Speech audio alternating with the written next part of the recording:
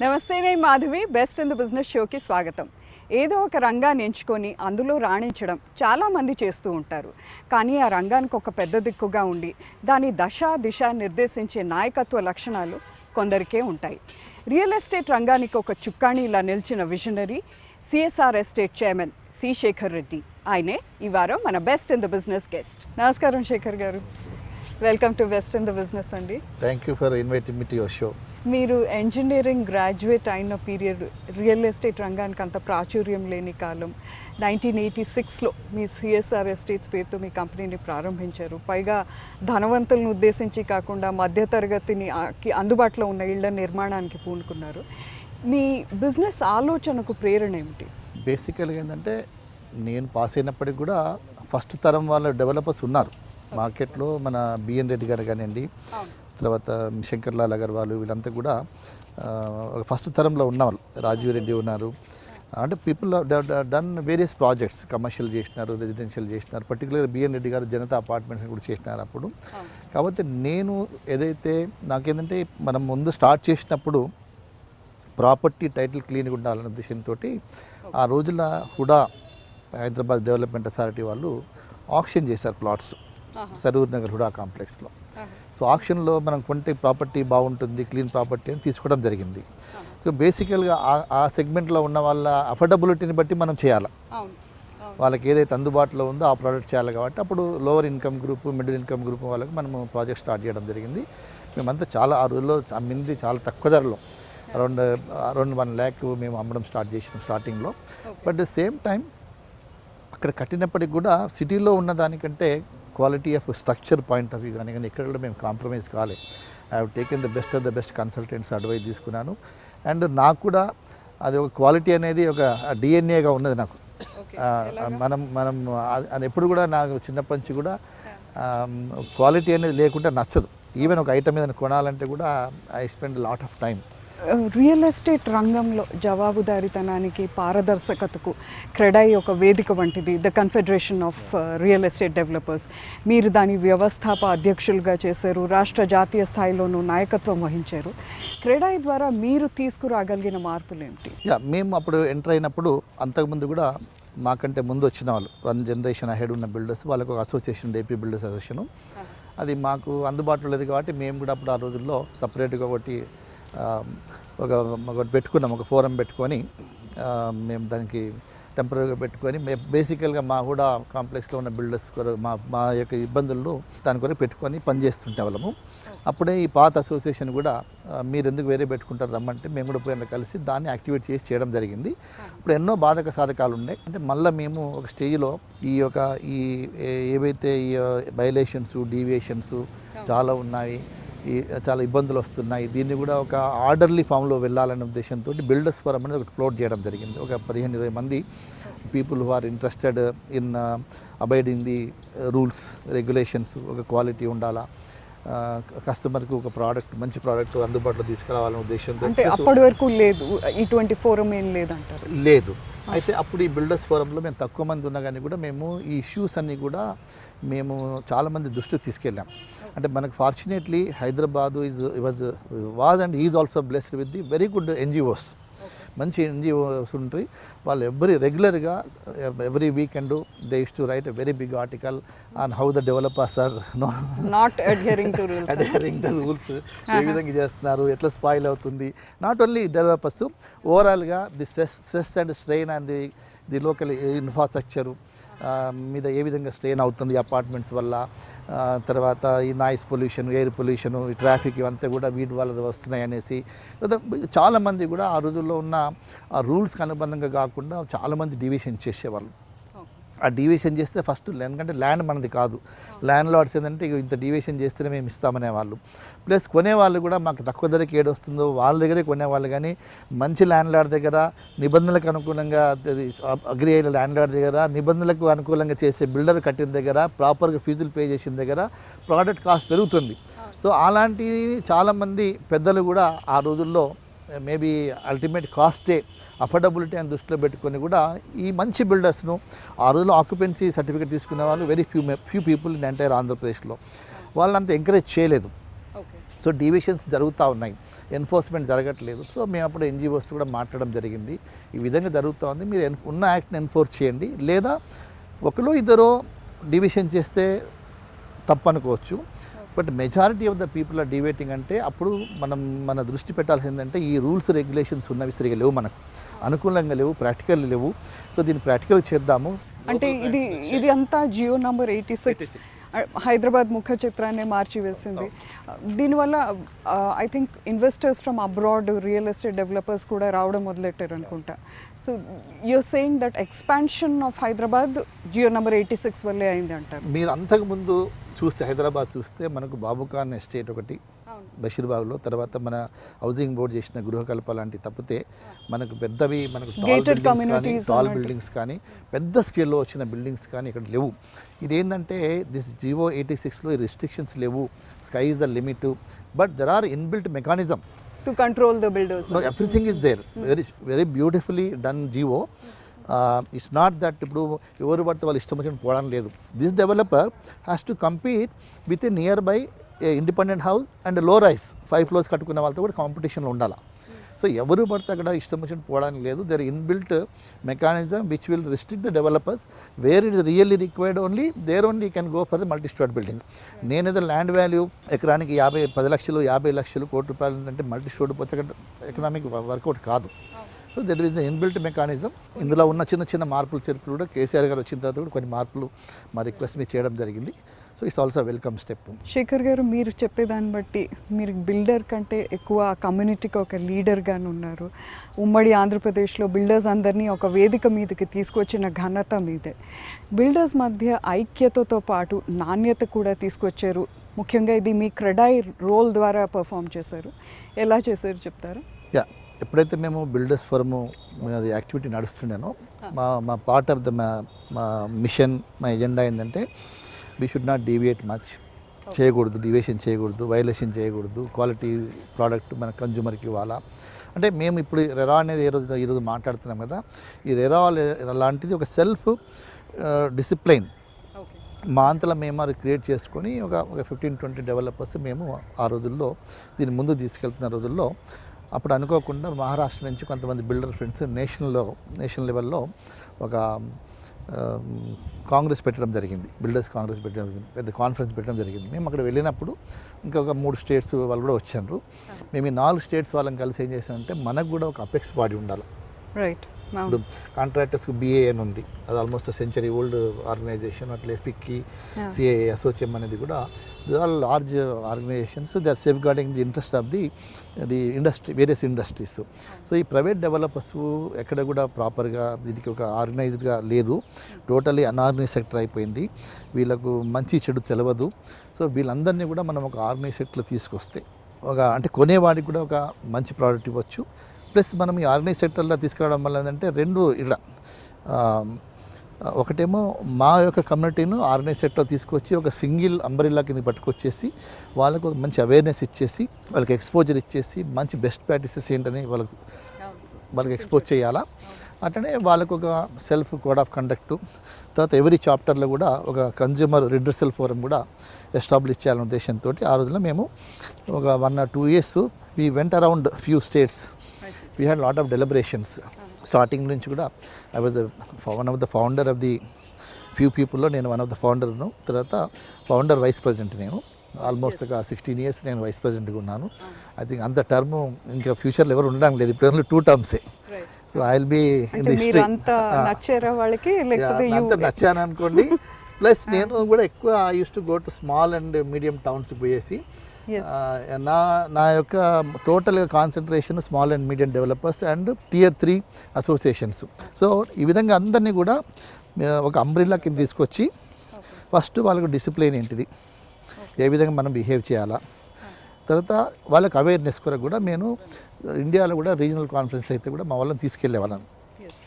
ఢిల్లీలో కూడా అయిన కాన్ఫరెన్సెస్లో what are the best practices in those states, in those cities, మా అదర్ బిల్డర్స్ చేసేటన్నీ కూడా మేము ముందే కాన్ఫరెన్స్ ఉన్నకంటే ముందే మేము కొన్ని మంచి బెస్ట్ ప్రాక్టీస్ ఐడెంటిఫై చేసి ఆ ప్రాజెక్ట్ దగ్గరికి మా బిల్డర్లను తీసుకెళ్ళి చూపించేవాళ్ళం. దెన్ ఇదేమో మాకు ఎవ్రీ ఇయర్ ఒకటి నేషన్లో లేకపోతే ఢిల్లీలో కూడా పాలసీ పాయింట్ ఆఫ్ వ్యూ మేము ప్రైమ్ మినిస్టర్స్ను ఆల్ స్టేక్ హోల్డర్స్ను స్టేట్ గవర్నమెంట్ స్టేక్ హోల్డర్స్ను అక్కడి నుంచి చీఫ్ మినిస్టర్స్ తర్వాత ఐఏఎస్ ఆఫీసర్స్ కమిషనర్ పిలిచి మేము policy point of view every year ఒకటి మేము నాటకం చేసేవాళ్ళం ఢిల్లీలో. సో దానివల్ల what is happening in the India గవర్నమెంట్లో కూడా మాకు ఏది ఇష్యూస్ ఉన్నాయి ట్యాక్సేషన్ పాయింట్ ఆఫ్ వ్యూ కానివ్వండి ఏది any hurdle. So we have a now very good extremely good network. And ఇప్పుడు మీకు వాట్సాప్ కానివ్వండి మెయిల్స్ కానివ్వండి దీనివల్ల ఏంటంటే ఏ ప్రపంచంలో ఏం జరుగుతున్నా మాకు నెక్స్ట్ మూమెంట్ తెలుస్తుంది. CREDAI has played a major role in the country in reforms at the local body level, state level, government of India level. And there is a good network now, and government is also inviting us from time to time. CREDAI has become a biggest source for the government of India or state governments to any reform చేయాలన్నా ఏం చేయాలన్నా ముందు మమ్మల్ని పిలుస్తారు వాళ్ళు. మీలో ప్రత్యేకత ఏమంటే బలహీన వర్గాలకి సొంతిళ్ళు అందుబాటులోకి తీసుకురావడం, వాంబే హౌసింగ్ స్కీమ్ మీరు ఇంప్లిమెంట్ చేశారు. అలాగే మీరు బిల్డర్స్ ఫార్మ్ ద్వారా నిర్మించిన లోటస్ పాండ్ కూడా హైదరాబాద్కి ఒక ల్యాండ్ మార్క్గా నిలిచిపోయింది. ఈ 2 ప్రాజెక్టుల గురించి చెప్పండి. వాంబే అంటేనేమో బేసికల్గా ఇది వాల్మీకి అంబేద్కర్ ఆవాస్ యోజన అనేది ఆ రోజుల్లో గవర్నమెంట్ ఆఫ్ ఇండియా స్కీమ్ తీసుకొచ్చింది బీకర్ సెక్షన్ కొరకు. యాక్చువల్గా ఈ లోటస్ పాండ్ అనే ఈ యొక్క ఏరియా ఈ యొక్క పాండ్ కూడా హైదరాబాద్ డిస్ట్రిక్ట్ కలెక్టర్ చెందింది ఇది. అయితే ఎంసీహెచ్ ఏంటంటే కలెక్టర్ దగ్గరికి వెళ్ళి తీసుకుంది, ట్రాన్స్ఫర్ తీసుకొని మాకు ఇవ్వడం జరిగింది అప్పుడు. సో మేము ఇది చేసిన సంగతి వారికి తెలుసు. సో అయితే వారు ఒక రోజు ఫెస్టివల్ రోజు ఫోన్ చేసి వాంబే స్కీమ్ కింద ఒక ప్రాజెక్ట్ వచ్చేది ఇప్పుడు మనం ఎవ్రీ ఇయర్ మనము విఘ్నేశ్వరిని పెడతాం, పెద్ద విఘ్నేశ్వరి మన మింట్ దగ్గర అక్కడ నెహ్రూ నగర్ అని ఉంది. చాలామంది కాంట్రాక్టర్స్ పిలిచాను, వాళ్ళు ఏదో కొన్ని చెప్తున్నారు, బట్ మీరైతే ఇంత చేసినారని నాకు తెలుసు కొంత సిఎస్ఆర్ కార్యక్రమం లాంటివి. Why don't to take up the small project ఒక 132 ఇండ్లు వాటిని డిమాలిష్ చేసి పాత ఉన్నది స్లమ్స్ చేయాలా, మీరు చేయండి అంటే సార్ మంచి సార్ అని నేను టేకప్ చేయడం జరిగింది. అప్పుడు అవి డిమాలిష్ చేసి మనం కూడా ఒక మంచి స్ట్రాంగ్ కన్స్ట్రక్షన్ చేసి ఇచ్చాము ఆ రోజులో. మా సూపర్వైజర్ అనేవాడు 2 కోట్లు పెట్టి కట్టించే విల్లా కూడా ఈ క్వాలిటీ లేదు sir, structure point of view మనం ఇంత బాగా చేస్తున్నామంటే వాడు చెప్పుకునేవాడు. బట్ ఎనీవే తృప్తి ఉన్నది చేసినని. తర్వాత మీరు అడిగిన లోటస్ బాండ్ విషయం ఏంటంటే the idea of rain water harvesting concept is percolated in to the minds of the citizens. So that was our achievement. Subsequently government కూడా ఏం చేస్తుందంటే వాటర్ వర్క్స్ తర్వాత జిహెచ్ఎంసీ ద్వారా పబ్లిక్ ప్లేసెస్లో కూడా చేయడం మొదలుపెట్టింది. సబ్సిక్వెంట్గా ఒక జీవో తెచ్చి మ్యాండేటరీ పెట్టింది. ఈవెన్ ఇప్పుడు బిల్డింగ్ పర్మిషన్ తీసుకున్నప్పుడు కూడా మీరు రెయిన్ వాటర్ హార్వెస్టింగ్ చేయాలని కండిషన్ పెడుతున్నారు. అప్ ఫ్రంట్ కొంత అమౌంట్ కూడా కలెక్ట్ చేస్తున్నారు, మీరు చేస్తేనే రిటర్న్ చేస్తారు. సో ఇదే సందర్భంలో మేము కాంటిన్యూషన్ ఏం చేసినామంటే ఆ రోజుల్లో గవర్నమెంట్ కింద సీవరేజ్ ట్రీట్మెంట్ ప్లాంట్స్ కూడా పెట్టాలి. మనం ఈ సీవరేజ్ అంతా మనం ట్రీట్ చేసి 70% వరకు మనం రీయూజ్ చేసుకొచ్చే దాని మీద చాలా వర్క్షాప్ చేస్తాం. Ground water department, EPTRI, metro water works, GHMC అంటే ఎంసీహెచ్ కూడా మేము బిల్డర్స్ ఫోరం చాలా యాక్టివ్గా చేసాము. ఒక స్టేజ్కి వచ్చిన తర్వాత సమ్మరీ ఏంటంటే మన సౌత్ ఇండియాలో ఇది ఎక్కువ మంది వాడకపోవచ్చు, కొంత రిజర్వేషన్స్ ఉంటాయన్నారు. అయినప్పటికీ కూడా ప్రైవేట్ సెక్టర్లో ఒక ఎస్టీపీ పెట్టించి చీఫ్ మినిస్టర్ గారిని తీసుకెళ్ళి దాన్ని ఇనాగ్రేట్ చేయించాం. తర్వాత 100 అపార్ట్మెంట్స్ పైన ఉన్న కొంత బిల్డర్స్ను ప్రైవేట్ బిల్డర్స్లో రిక్వెస్ట్ చేసి అక్కడ పెట్టించాం. అవన్నీ తీసుకొచ్చాం మేము. అంటే మేము ప్రొయాక్టివ్గా చేసాం, ఇండస్ట్రీ నుంచి ప్రొయాక్టివ్గా చేసి అప్పుడు దాన్ని మ్యాండేటరీ చేయించాం. దాని తర్వాత ఏంటంటే దాని కంటిన్యూషన్ మనం రెయిన్ వాటర్ హార్వెస్ట్ చేసినప్పుడు ఇంకా కొద్ది వాటర్ బాడీస్ కూడా చెకప్ చేయాలా. This is also water body. దీంట్లో రెయినీ సీజన్లో వాటర్ వచ్చినప్పుడు కూడా మన గ్రౌండ్ వాటర్ లెవెల్ పెరుగుతుంది కదా. So continuation of that we are taken the lotus pond. So lot of people have helped us, there lot of encouragement. First plant పెట్టినప్పుడు కూడా చంద్రబాబు నాయుడు గారు వచ్చి పెట్టారు. ఈవెన్ లాస్ట్ కంప్లీట్ అయిన తర్వాత కూడా ఆయనతో పెట్టించాము. ఆ రోజుల్లో ఆల్మోస్ట్ మా అందరూ ఈ కాంట్రిబ్యూషన్ ఒక 30 lakhs ప్లస్ పెట్టి చేసాము. బిల్డర్స్ తరచూ అనుమతుల గురించి, సిమెంట్ ధరల గురించి మాట్లాడుతూ ఉంటారు, ఎన్ఓసీస్ అంటారు. నిజంగా బిల్డర్స్కు ఉన్న సమస్యలు ఏమిటి? సామాన్యుడికి సొంతింటి కల్లా నెరవేర్పడానికి ఎవరు బాధ్యులు అంటారు? అంటే అఫోర్డబుల్ అపార్ట్మెంట్స్ అనేవి ఇవాళ రేపు చాలా డిఫికల్ట్ అయిపోతున్నది. దీనికి సొల్యూషన్ ఏమైనా ఉందా? రేట్స్ క్యాప్ చేయొచ్చు అంటారా? పాత జనరేషన్స్ కూడా అన్నారు కదా, ఇల్లు కట్టి చూడు పెళ్లి చేసి చూడు అన్నారు కదా. అంటే అన్ని ఇబ్బందులు ఉంటాయని దాని అర్థము. దీంట్లో చాలా మీరు అన్నట్టు ఎన్ఓసిస్ ఇన్వాల్వ్మెంట్ ఉంది, పర్మిషన్స్, టైటిల్ ఉన్న క్లియర్ టైటిల్ ఉన్న ల్యాండ్ దొరకడం కష్టము. సో అందుకే మాకు టైటిల్ గ్యారంటీ యాక్ట్ రావాలా, తర్వాత జిఎస్టీ వచ్చేది. ఇప్పుడు మా ఉద్దేశంలో ఇది ఇమ్మూవబుల్ ప్రాపర్టీ కింద ట్రీట్ చేసేసి జిఎస్టీ అనేది ఎగ్జంప్షన్ ఇవ్వాలి టోటల్గా. మాకు ఇన్కమ్ ఐటీసీ అంటాం, ఇన్పుట్ ట్యాక్స్ క్రెడిట్ మాకు అవసరం లేదు. మేము అమ్మేది ప్రోడక్ట్, టోటల్ ప్రోడక్ట్ అమ్ముతాం. ఒక అపార్ట్మెంట్ లాగానే విల్లా లాగానే కట్టారా, అండర్ కన్స్ట్రక్షన్ ఏదన్నా అమ్ముతాము. సో జిఎస్టీ తీసేసి రిజిస్ట్రేషన్ ఛార్జెస్ తీసుకోండి, సింప్లిఫై చేయండి. సో అదొకటి మా డిమాండ్. నేను రెరా వచ్చినప్పుడు ఏంటంటే small and medium developers disappear అవుతారు కాబట్టి వీటికి ఫండింగ్ రావాలి. ఫండింగ్ కనుక మీరు క్రియేట్ చేయగలిగితే స్మాల్ డెవలపర్స్ రిటైన్ అవుతారు, లేకపోతే మోనోపోలీ వస్తుంది, సిండికేట్ అవుతుంది లైక్ సిమెంట్ ఇండస్ట్రీ లాగా. సో దాన్ని దృష్టిలో పెట్టుకొని మీరు అన్నట్టు అఫోర్డబుల్ ప్రైజింగ్ ఉండాలన్నప్పుడు కొంత ఫండింగ్ రావాలా. ఈజ్ ఆఫ్ డూయింగ్ బిజినెస్ చాలా వరకు అయింది, ఇంకా కొంత అవుతే మాత్రం డెఫినెట్గా ఈ అంటే అఫోర్డబిలిటీ విషయంకి వస్తే గవర్నమెంట్ కూడా కొంత కాషన్ చేయాలి. మనం you been telling for the last 10-15 years various state government ప్రభుత్వ భూములు అమ్మకూడదు, ఆక్షన్ చేయకూడదు. స్మాల్ 100 గజాల లాంటి ఏరియా మీరు ఒక మినిమం అప్సెట్ ప్రైస్ పెట్టేసి మీరు లాటరీలో ఇచ్చేసండి.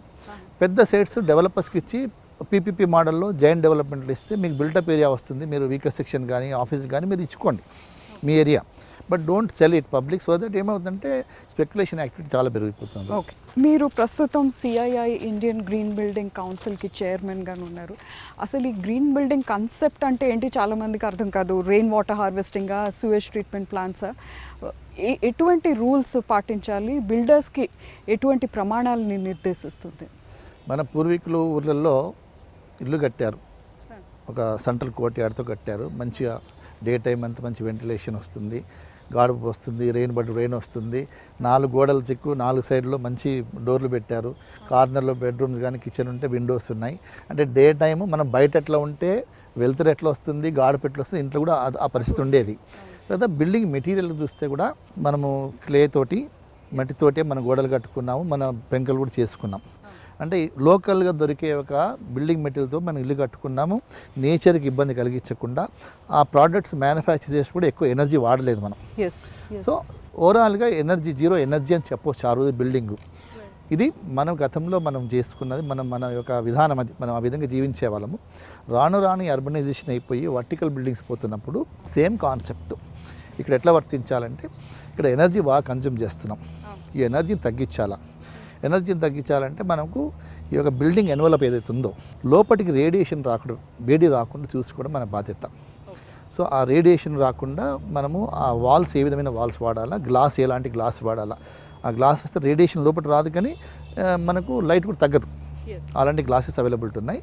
రూఫ్ టాప్ కూడా మనం ఇంతకుముందు బ్రిక్ బ్యాటింగ్ చేసేవాళ్ళు, ఇప్పుడు కొత్త విధానాలు వచ్చినాయి, కూల్ రూఫ్ అని. ఆ విధంగా చేయడం వల్ల ఏంటంటే మనకు ఇంకోటి విండోస్ కూడా మనం ప్రాపర్గా విండోస్ పెట్టుకుంటే ఎయిర్ సర్క్యులేషన్ ఉండడం వల్ల కూడా ఓవరాల్గా మనకు సమ్మర్లో ఎయిర్ కండిషనింగ్ అవసరం తగ్గుతుంది.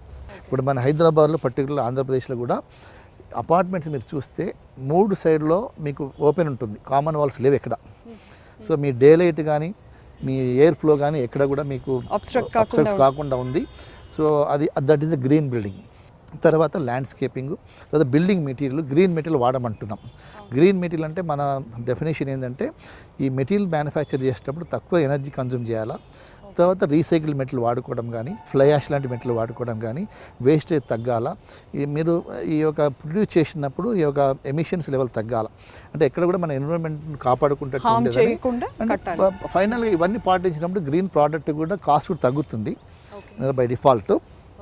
ఈ ప్రోడక్ట్స్ వాడమని చెప్తున్నాము. ల్యాండ్స్కేపింగ్ పార్ట్ కొంత ఉంది. ఓవరాల్గా మనం స్టార్టింగ్లో కూడా ప్రాజెక్టు ఈ సర్ఫేస్ సాయిల్ కూడా కొంత ప్రిజర్వ్ చేసి మళ్ళీ వాడమని చెప్తున్నాము. ఇవన్నీ చేయడం వల్ల ఏమవుతుందంటే మనకి ఇండోర్ క్వాలిటీ, ఎయిర్ క్వాలిటీ బాగుంటుంది, హెల్త్ బాగుంటుంది, ప్రొడక్టివిటీ పెరుగుతుంది. ఇవి చేయడం వల్ల మనకి మంత్లీ మెయింటెనెన్స్ ఛార్జెస్ గణనీయంగా తగ్గుతున్నాయి. తర్వాత మెయింటెనెన్స్ బిల్డింగ్ కూడా కొంత అంటే లాంగ్ స్పాన్ సస్టైనబిలిటీ మనకు ఉంటుంది. ఇక్కడ ఫ్యూచర్లో ఐజీబీసీ ఉద్దేశం ఏంటంటే every building by default green బిల్డింగ్లో మాకు 4 రేటింగ్స్ ఉంటాయి, platinum, gold, silver and basic certification. Government కొన్ని ఇన్సెంటివ్స్ అడిగాం మనము. ఆ ఇన్సెంటివ్స్ ఇస్తే every building constructed in the state by default ఇట్లే గ్రీన్ బిల్డింగ్. కొన్ని రోజుల తర్వాత సిటీ అంతా కూడా గ్రీన్ సిటీ అవుతుంది, స్టేట్ కూడా గ్రీన్ స్టేట్ అవుతుంది, స్మార్ట్ సిటీ అవుతుంది. కాబట్టి ఆ విధంగా ఫ్యూచర్లో దీనికి పెద్ద ఎత్తున ఇంపార్టెన్స్ వస్తుందని మేము ఆశిస్తున్నాం. సిఎస్ఆర్ ఎస్టేట్స్, మీ అబ్బాయి సంకీర్త ఆదిత్య కూడా మీ రంగంలోకే వచ్చారు. తాజాగా సిఎస్ఆర్ ఎస్టేట్స్ చేపట్టిన ప్రాజెక్టులు ఏమిటి? భవిష్యత్తులో ఏమైనా పెద్ద ప్రాజెక్టులు చేపట్టే ఆలోచన ఉందా? ఆయన సివిల్ ఇంజనీర్ చేశాడు నాలాగే సిబిఐటి నుంచి. తర్వాత he did is MS from US construction మేనేజ్మెంట్లో చేసి ఇప్పుడు ఒక బిల్డింగ్ రీసెంట్గా ఒక office building is opted for a platinum rated. అది దానికి it's come up very well. That is efforts only. He was also involve for the last 2-3 years నుంచి. మేము మిషన్ కాకతీయ దాంట్లో కూడా ఊర్లో వెళ్ళి మా ఫాదర్ పేరు మీద అడాప్ట్ చేసుకొని ఒక విలేజ్ ట్యాంకు డెవలప్ చేశాము. సో ఈజ్ ఆల్సో పార్ట్లీ వరంగల్లో మా జనగాం దగ్గర. ఓకే. దెన్ ఇక్కడ కూడా హెచ్ఎండి ఏరియాలో హరితహారం కింద కూడా ఒక 4 lakhs ప్లాంట్స్ మా ఓన్ కాంట్రిబ్యూషన్తో చేసిన. మనలో నా సన్ కూడా బిఎస్ పుట్ లాట్ ఆఫ్ కాంట్రిబ్యూషన్ చేశాడు. దెన్ లాస్ట్ ఈ 2 years నుంచి కూడా partly is involved with his father in law in establishing a cement plant. But definitely long term ఏంటంటే ఈ want to be establish in real estate. ఏదో చిన్నగా చేసినా పెద్దగా చేసినా మంచిగా ఒక బెంచ్ మార్క్ ప్రాజెక్ట్ చేయాలనేది, ఆ సాటిస్ఫాక్షన్ ఉండాలా, ఒక ప్యాషన్తో చేయాలనేది నా ఉద్దేశం. But definitely will prove it. And దాని సపోర్టింగ్ కూడా వైఫ్ కూడా ఇంజనీరే. She is interior designer. She does interiors. And so definitely him also will support him. Thank you so much Sekhar garu, మా షోలో వచ్చినందుకు. Wish you all the best అండి. Business అంటే డబ్బు చేసుకోవడమే కాదు, ఆ డబ్బుకి తగ్గ ప్రమాణాలు కూడా పాటించడం అని రియల్ ఎస్టేట్ రంగానికి నేర్పిన ఘనత శేఖర్ రెడ్డి గారికి చెందుతుంది. ఇది ఈ వారం బెస్ట్ ఇన్ ద బిజినెస్. వచ్చే వారం మరో గెస్ట్తో కలుద్దాం. అంతవరకు keep watching ABN Andhrajyothi. We report, you decide.